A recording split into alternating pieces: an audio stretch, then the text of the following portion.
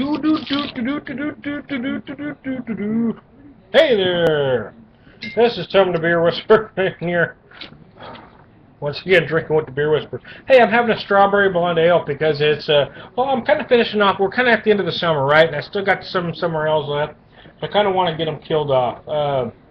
This is a light 5.2% strawberry blonde ale with ginger, I should have said with ginger, from Buffalo Bills.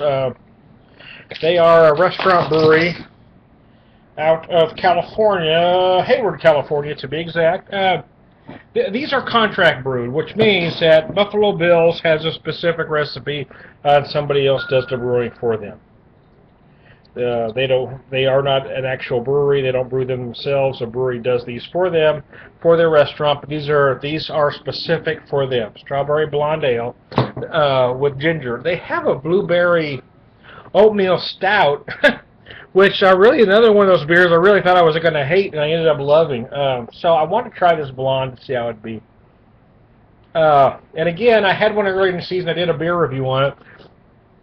I'm doing a segment with it here because I don't really do these as beer reviews. It's kind of just us hanging out, and I tell you a little bit about your beer, and then we just kind of take the conversation any way it goes from there.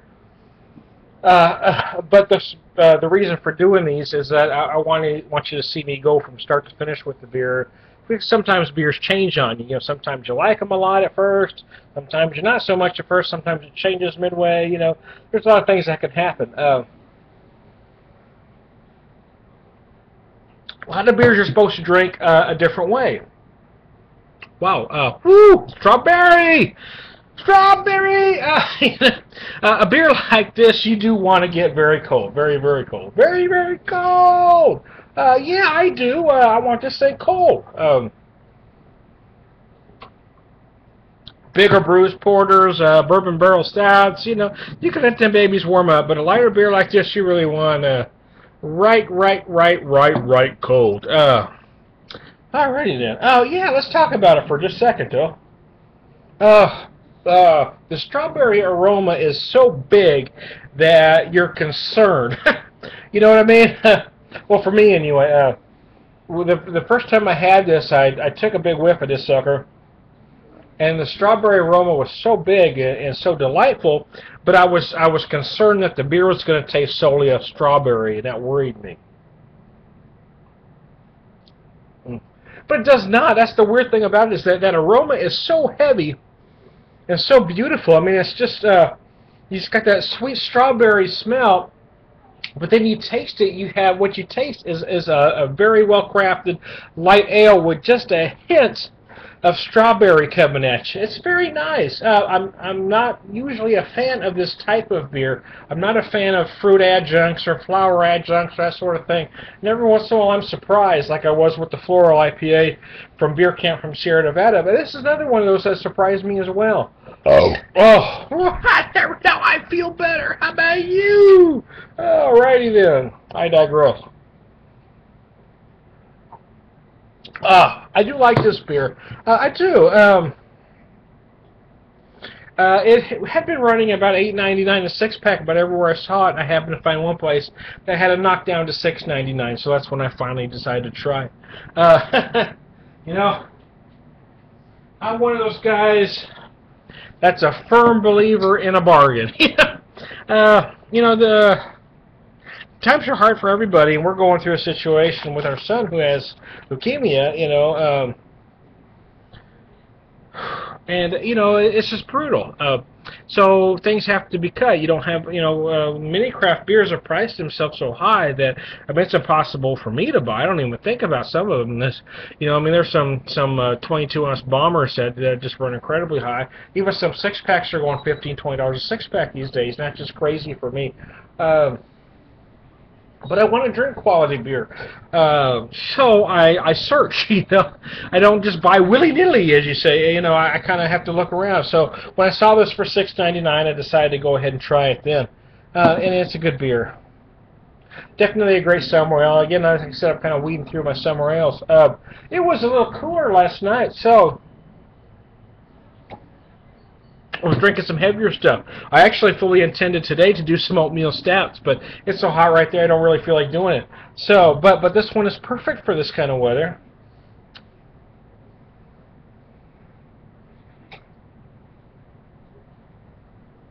Oh, wowzer. We had just got home shortly, yesterday actually, so I haven't been home very long, trying to get things straightened up again, get back organized at home, and so I just got some chili cooking and some polenta cooking, and that'll be dinner. My son, daughter, and wife are out shopping. My daughter's 22, and she got married back in September. That was very nice. And actually got married at my mom's house, so it was really nice. She's expecting her first child in December, so she's starting to, starting to look pregnant. Anyways, my wife and I told her, so, enjoy being married for a couple years. We'd like to see you do it 5, but at least a couple. Enjoy being married, take some trips, have some fun. But, kids today you can't listen to, or won't listen to you. Of course, I listen to my parents. Anyways, I digress. I couldn't even say that with a straight face. No, so anyway, it'll be our first grandchild. She's 22, she's our oldest, and of course, I've talked to you about Seamus, and he just turned 14, so. I think it's going to be a situation like I grew up with. I was the fourth of 5. My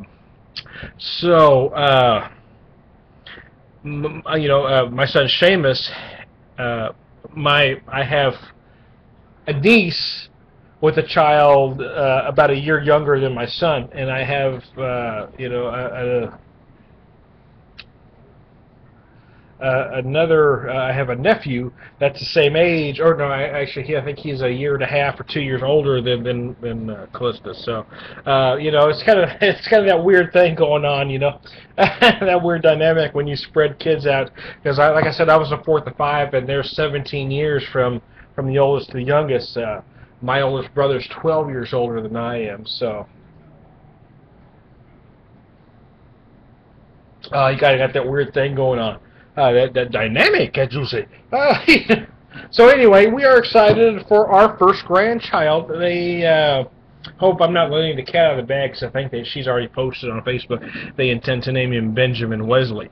So I joked with her the other day, because she never knows when I'm serious or not, because I say so much. Sometimes I intentionally yank her chain, but I enjoy it because they want to name her They want to name him Benjamin Wesley.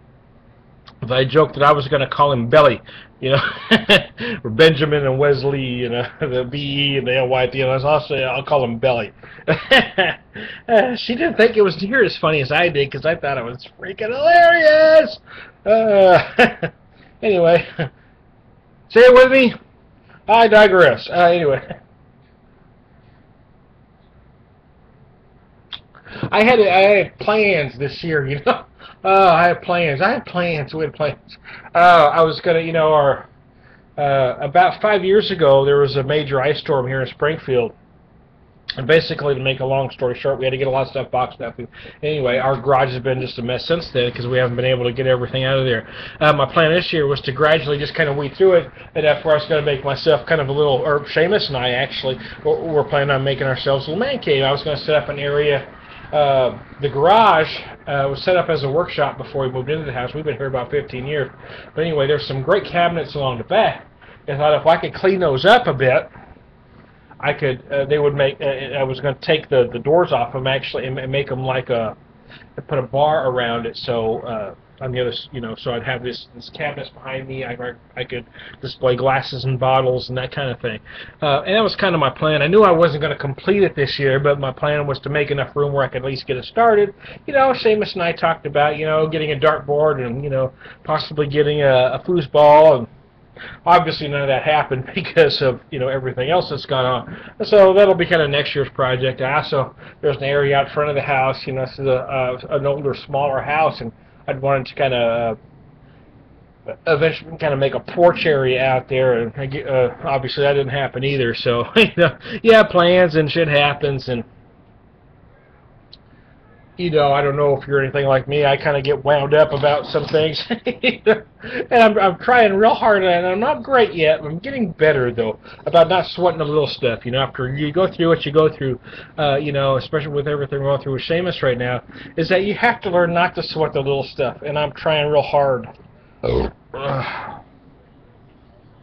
to not get upset. And when I do get upset about something small now, I really get upset with myself for getting upset about it, because that's, what's important is my daughter with her first grandchild, and then Seamus with leukemia. Those are the important things. Everything else is small, and they're going to pass. So when we had the, I said on a past video about it, coming home and our alternator went belly up.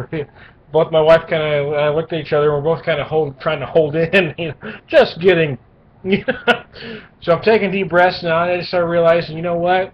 We can't help this. This happened. We can get upset about it and cuss, but that ain't going to help. Of course, my wife never cusses, but I do. We can get upset about it and you can yell and scream, but that's not going to help the situation. So, it's kind of that old adage, right? If you're not part of the solution, you're part of the problem. Be part of the solution. Do something positive.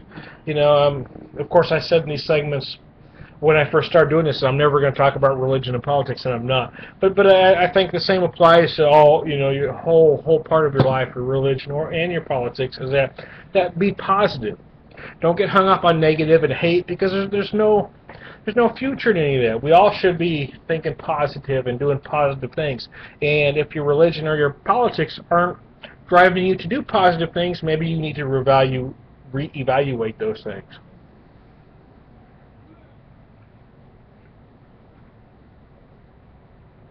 Oh, wow. This is good beer. Again, I've said this before. It's one of those beers that you kind of worry when you get midway through. Is it going to be cloying? I mean, is that strawberry taste going to get old, or are you going to start thinking, oh, crap? But it doesn't, because it does finish nice and crisp and clean. It is refreshing. And again, it's not a beer I'm going to want all the time. And truthfully, I bought 1 6-pack this season. I'm not going to buy another one. But I did enjoy this 1 6-pack. And there you go. I mean, sometimes that is all it's about. Enjoying what you have. Enjoying what you have, right? Okay. Well, I kind of thought the beer whisperer got a little let's bring it in. Group hug, y'all. Anyway, I'm going to finish this one at Buffalo Bill's Strawberry Blonde Ale with honey. I like it.